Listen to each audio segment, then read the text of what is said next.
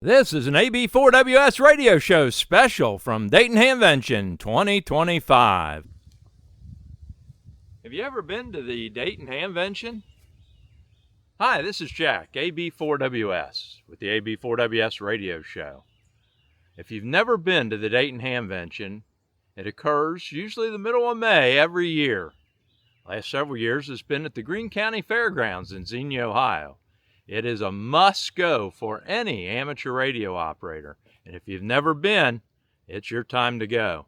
Here's a little bit of what I saw this year at the 2025 Dayton Hamvention. The Dayton Hamvention started in 1952, sponsored by the Dayton Amateur Radio Association, also known as DARA, and grew into the world's largest gathering of amateur radio enthusiasts in the world. Held in the middle of May, the last several years at the Greene County Fairgrounds and Exposition Center in Xenia, Ohio, where over 30,000 will attend the three-day event. The Dayton Hamvention is made up of a number of interesting activities. First, amateur radio vendors from all over the world travel to show off their products and services. Clubs set up to recruit and inform ham radio operators of their existence. The American Radio Relay League has a large area explaining the services and products that they offer their members. The flea market area offers sellers a way to part with those items no longer needed in their shack. There are many forums scheduled throughout the day on a wide variety of topics to educate the operator, as well as robust selection of food trucks set up to offer the best food and beverage options. The Greene County Fairgrounds and Exposition Center in Xenia, Ohio is a great venue for this event. Before the gates even open, the line of attendees will stretch to the vast reaches of the parking area, and once the gates open, a mad rush for the gates to bring all to a trip to ham radio heaven. This year, I traveled to the Dayton Hamvention with Tom, NV4H, Roger, KY4RS, and Todd, KY4TLS, where we enjoyed all that the Dayton Hamvention had to offer. I ran into several friends throughout the event and spent probably most of the time linking up with some who I'd never ever met, others that I talk to on the radio and seldom get a chance to meet in person, and yet other good friends that I see regularly. The social aspect of Dayton Hamvention is certainly one of the important things about Hamvention, and I sure spent a lot of time socializing. The ham radio YouTubers were present and working on filming their YouTube shows so that we can all enjoy the show whether we were there or not. Also, always enjoy the Parks on the Air tent, which was filled with many of the POTA activators and hunters that we work regularly on the air. Just inside the main gate is a display of several MCOM vehicle and emergency response equipment. They come from all over and certainly are worthwhile checking out those for great ideas and how others handle their MCOM equipment. At Xenia, there are 5 buildings which house most of the vendors to the event, showing all their wares, equipment, software, and ideas for amateur radio. Most of the major amateur radio manufacturers and suppliers show up with a booth, many selling a lot of their amateur radio related products, each of them focusing on their newest hot seller, newest radios that are just coming out or about to come out, new antenna designs, new little ham radio gadgets. Many of the groups like Youth on the Air are well represented and man their booths providing information on their club or activities. The flea market area is a major part of the Dayton Hamvention, and if the weather is good like it was this year, many bargains and neat things can be found in the vast flea market area outside the buildings. What is one man's junk certainly can be another man's treasures, with items found from relatively new stuff to almost ancient, hard-to-find vintage equipment for the real antique collector. Here are just a few things that I came away with this year at the Dayton Hamvention.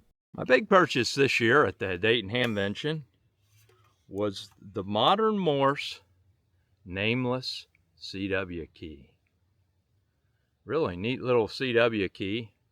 Came in its own little tin, and anxious to use that. In fact, Tom NV4H ran about a dozen Parks on the Air hunters on the way back from Xenia in the vehicle connected to my 891. The next thing that I got was from N6ARA, the tiny paddle.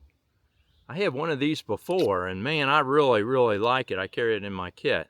Now, the one thing that's disappointing with this one is, I don't know if you can see it or not, but there's movement between the unit and the case that it comes in to hold. So I'm going to have to do some work on this one to make it useful. The other one that I had, as you can see, there's no play in it. This is the one I had purchased previously. No play in it at all, and I'm hoping to get it set up so I can carry those with me in a couple different QRP radios to carry in the field. Another thing I got was the spool antenna. The spool antenna is a neat design, 40 meter through 10 meter end-fed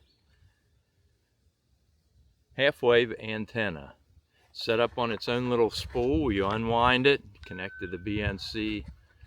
It's got the balun all built in. And fed from 40 through 10. Pretty neat little concept. The other thing I got was from K6ARK. Bought the little mini mic kit.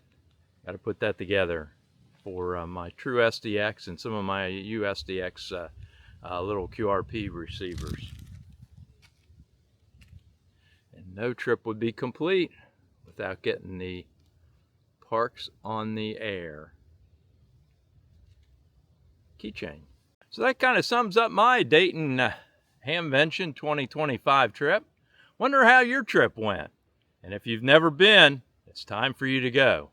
We'll say 73. This is AB4WS, Jack in Big Bone, Kentucky. Have a great day.